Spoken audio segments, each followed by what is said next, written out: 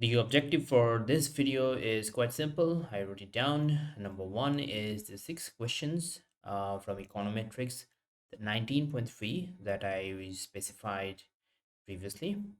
I ran it in the machine and I'm going to read through the answers. And then we have a video that I want to check out from Patrick Boyle, and it's on AI and can AI crash destroy the US economy and global economy in tandem. So I don't know where to start. Maybe expand on this one. Last This past week, um, two interesting things happened. America like bought back bought plenty of yen.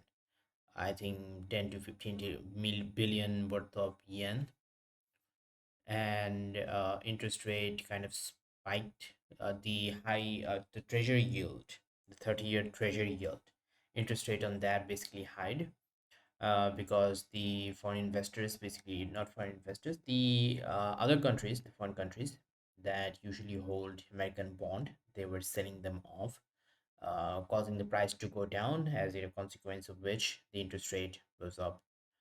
And that's been the story on the economic front, which prompted me to um, check out a few of the videos, especially Patrick Boyle's video. Like, there are few others which I will probably link later.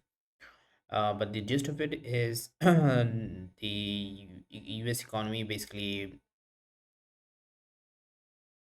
excuse me, we're back. Okay, so as I was saying, the gist of it is the US economy and major economies around the world, especially in the aftermath of COVID-19 and the Ukraine and Russia war, basically propped their economy up with infrastructure like AI thing. Okay, so market was entirely and primarily driven by the AI stuff, basically, especially to give you an example, the US economy was, I think, 70%, 75% growth accounted, um, growth that took place, the growth that happened, could be accounted by these AI companies and semiconductor companies and power companies, etc., etc.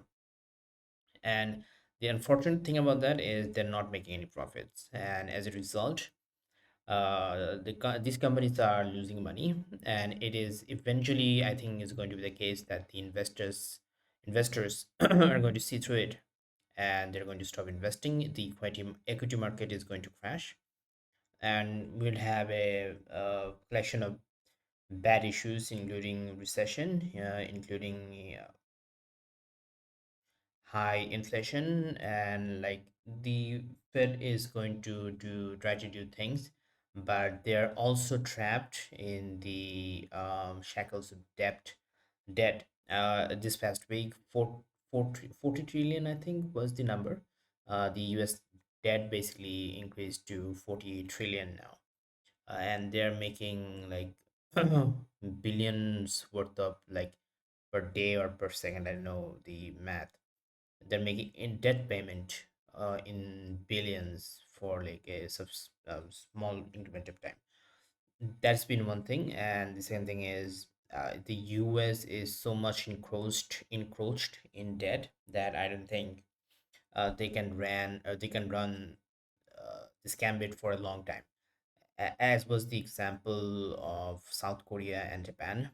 So South Korea faced something similar where the stock market, like, was not rising up for the longest time, and then like it was like the KO stock index, South Korean basically stock index, was stagnant at 200 level, and then it rose like 200%, that's 600%.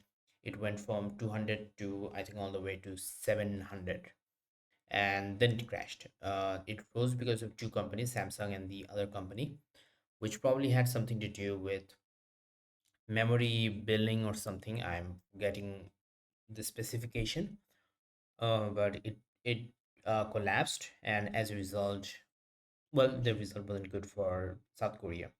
And the same thing happened with Japan. They they're facing a population decline, so not many of the people are working. As a result, GDP is shrinking, and much of their population is old. I think 30%. It is the oldest country in world today, Japan, and they're also kind of mired in debt, especially post World War II. So all of these things are happening around the world. Let's see what happens within the next few weeks, and I will check through of that as I check out this video. But before we get into that, here's what I want to talk about: the six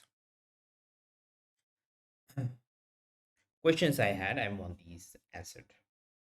So here's a direct breakdown. Number one, what is the estimated covariance matrix?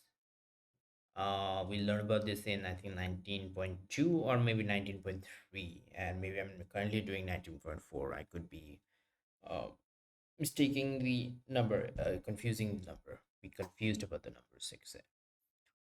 That's not a word, etc. Maybe a word. Anywho, in simple terms, the sigma hat is a table of uncertainty and movement, variance and diagonal. So it is a matrix of some form. It doesn't. It says term. I wish it. Okay, the estimated covariance matrix. It is a matrix. Estimated covariance matrix. The diagonal, so along the diagonal line, would be a variance. Tells you how much uncertainty exists around each coefficient estimate on its own. How wobbly beta is. Covariance of diagonal tells you how do coefficients estimate move together. If beta happens to overshoot the truth in sample, beta 1 happens to overshoot the truth in sample, does beta 2 tend to undershoot to balance it out? I don't know. I get the basic gist. Why the hat? Because you don't know the true population covariance. It is the estimated covariance matrix. So it is covariance matrix, the core thing, and then because it is estimated, the hat basically is the estimation part. What is chi-squared? Chi-squared is simply the sum of squared independent standard normal variables. Squared independent standard normal variables. Still confused. Intuition. Imagine taking a standard normal variable z bell curve with mean 0 variance 1 and squaring it z square. Because you square it, it can never be negative. If you add q of these independent squared z terms together, I think I should like do this. You get a x squared distribution with q degrees of freedom. I have never understood q degrees of freedom. Uh, where example. Okay, these are the two questions I wrote down, but okay. White matters. Distance matrix in statistics, like error distance in multiple dimensions, rely on squaring numbers to make all errors positive. Chi-square is the exact distribution used to measure multivariable distances when sample size is very large. Ooh, I don't understand.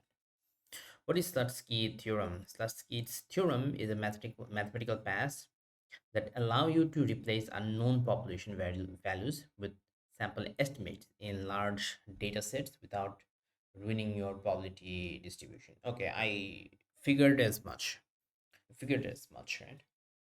Why couldn't we swap them previously? The strict probability formula for z or x squared distribution required knowing the true population variance. Is it population variance or covariance? But in real life, you never know the true population parameters. You only have your sample estimates. Now, plugging an estimate into probability formula introduces extra sample noise, which changes the shape of the distribution, forcing you to use more complicated distributions or making exact formulas impossible. The plain example, population truth, parameter sigma, the exact weight of all money. So the population truth, big sigma, or capital sigma, the exact weight of all money in Bangladesh bank vault impossible to measure directly. Sample estimate weight of 1,000 random bills to estimate the total. Before we get into Slutsky's magic, though, which I understand to a certain extent, for instance, law of large number plays a part. Central limit theorem is basically when things get into the middle, the central characteristics. But this is much more closer to law of large number, because law of large number predicts that if you have enough sample of a thing, you're approaching the true population traits or characteristics as a consequence. So this probably is the backbone of law of large number. I'm going to check this one out. But the idea is where law of large number gives you parameters and different estimations. Slusky probably is working on the probability side of things, okay? Because they have to also make sense probabilistically. Although when we do the graph and stuff, it the shape works out, the math works out, so the probability should work out as well. We will have to check this one out. Okay, so I wrote this one out where I'm basically asking the same question I just went over, and that would be me inquiring about Slutsky. But before I get into Slutsky, though, something about the notation. So we use the capital Greek letter sigma to represent variance covariance variance matrix in multivariate statistics, where it contains both variance and covariance. The diagonal elements are the variance and off diagonal ones are covariance. And you will see the notation INJ. And when people refer to lowercase sigma squared, they mean sample univariate variance. And of course, I asked like what should the univariate covariance, but the idea is that there's no such thing because univariate covariant variance does not exist. It requires two. The notation for covariance, although, is when you want to show the covariance between two distinct variables, x, y, z, and this one, lowercase or covar. One two is basically variance number, and variance is actually a special case of covariance. It is the covariance of a variable with itself. Just the covariance of the variable. So,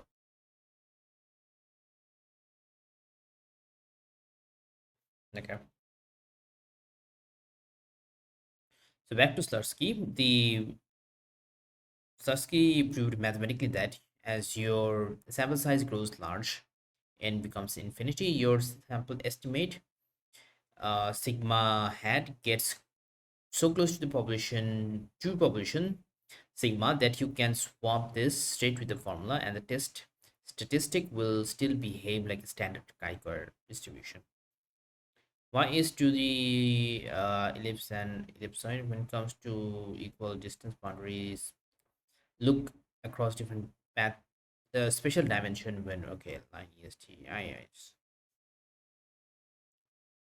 is the 2D to variable distance from center point in two dimension. Beta 1 and beta 2 forms a circle if variances are uncorrelated. Let me think about that.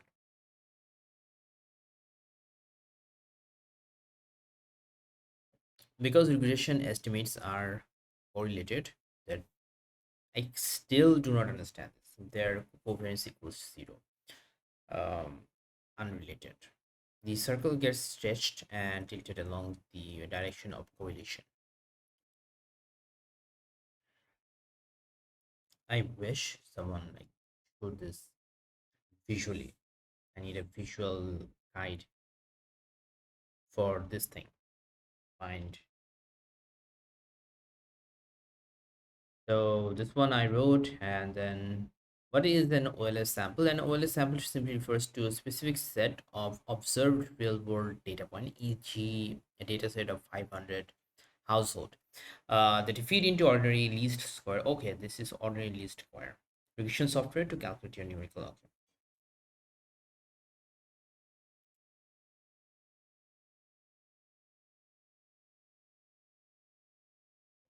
Effect on experience.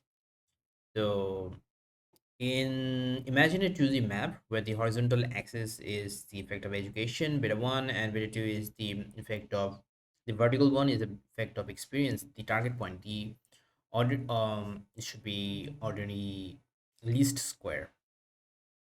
Sample estimate is a single dot at that that is the center of your map. Okay.